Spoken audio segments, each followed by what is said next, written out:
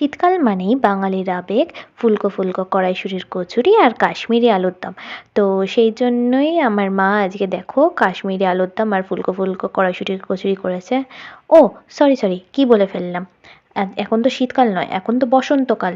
তো বসন্তকালে তাই বলে কি খাওয়া যাবে না? সবকালেই খাওয়া যায়। শীতকালে খাওয়া হয় ঠিকই, কিন্তু আমরা একটুখানি আলাদা। তো সেই জন্য আমরা বসন্তকালেই কড়াইশুঁটির কচুরি খাচ্ছি।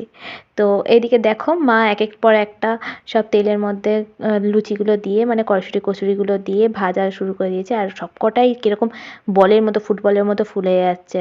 আর দেখতেও খুবই সুন্দর হয়েছে। ভেতরে সব আমি বসে বসে পুর ভরছিলাম। আমি পুরটা ভরে দিয়েছি আর মা হচ্ছে বেলে বেলে সব লুচিগুলো করেছিল। আর কড়াইশুঁটি পুরোটাই বেশিরভাগই মা করেছে, আমি শুধু জাস্ট পুরটা ভরে দিয়েছি। পুরটা একটুখানি ভরে দিলাম যাতে তাড়াতাড়ি হয়ে যায়, সুবিধা হয়। আমাদের এবছর শীতকালে কড়াইশুঁটি কচুরি খাওয়া হয়নি। তো এই বছর শীতকালে প্রথম আমরা কড়াইশুঁটি কচুরি খাচ্ছি। মাকে অনেকবার রিকোয়েস্ট করেছিলাম, বাট মা আজকে রাজি হলো কড়াইশুঁটি কচুরিটা করতে। তো সেই কারণেই আজকে মা করছে। দেখো মা কি সুন্দর বেলেও নিল, ঝটাপট ঝটাপট করে মা বেলছে আর ভাজছে।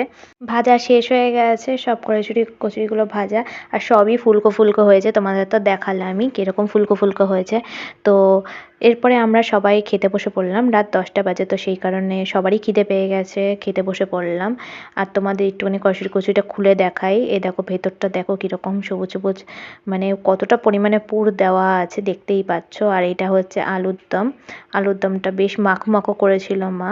আলুর দমটা মানে কাশ্মীরি আলুর দম যেটাকে বলে সেটা করেছিল। তো একটুখানি আমি এখন ছিঁড়ে নিয়ে তোমাদের খেয়ে দেখাচ্ছি আর টেস্ট করে বলছি তোমাদের কেমন হয়েছে।